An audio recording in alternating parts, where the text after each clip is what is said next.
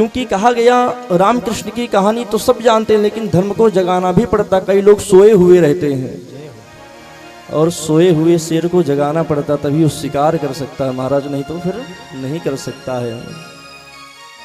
कल मैं न्यूज देख रहा था, बहुत मुझे तकलीफ हुआ। ये घटना है झारखंड की, न्यूज में देख रहा था, झारखंड की ये घटना है। एक बच्ची 20 या 22 वर्ष की थी, सच्ची घटना है एकदम ये। उसका क्या नाम था? अंकिता। मध्यम वर्ग की बच्ची थी, वो जीना चाहती थी,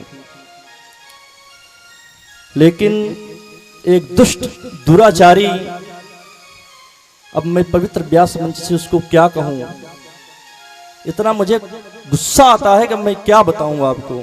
दुष्ट दुराचारी नीच कहीं का वो पापी, उसका नाम था शाहरुख।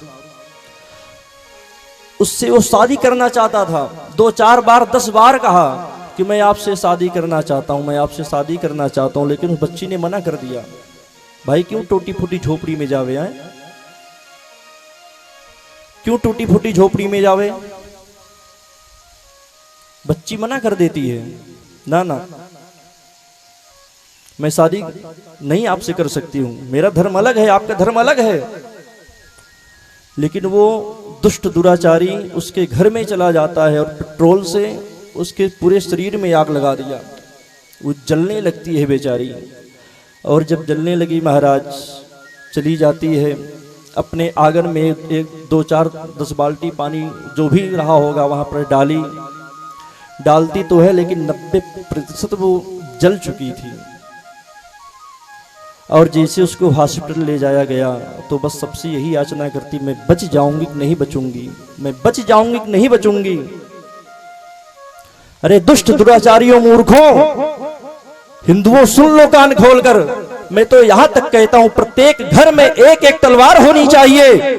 और अगर आपके मां बहन बेटियों के ऊपर कोई भी नजर उठाकर देख ले तो उसके आप गले को काट डालिए, उसके आप जिह्वा को काट डालिए, उसके आप आंखें को फोड़ दीजिए, क्योंकि ये प्रशासन ही नहीं कर सकता, ये हम सब भी कर सकते हैं। मैं यहां तक कहता हूं उसके जिह्वा को आप काट डालिए।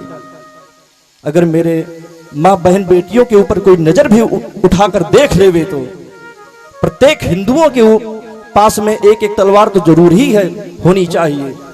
नहीं तो आज उसके ऊपर कुछ हुआ, कल वही मेरे भी ऊपर आ सकता है, परसों आपके ऊपर आ सकता है। और हिंदू में क्या है, एक दूसरे को देखकर मजा लेते हैं केवल।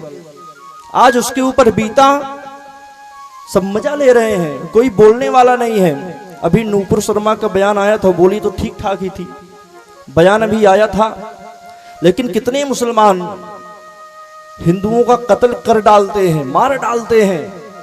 लेकिन अब उसके ऊपर आया, झारखंड की बेटी के ऊपर, बच्ची के ऊपर, लेकिन कोई बोलने वाला नहीं है, कोई बोलने वाला नहीं है। हम लोग स्वयं अपने पतन पे जा रहे हैं।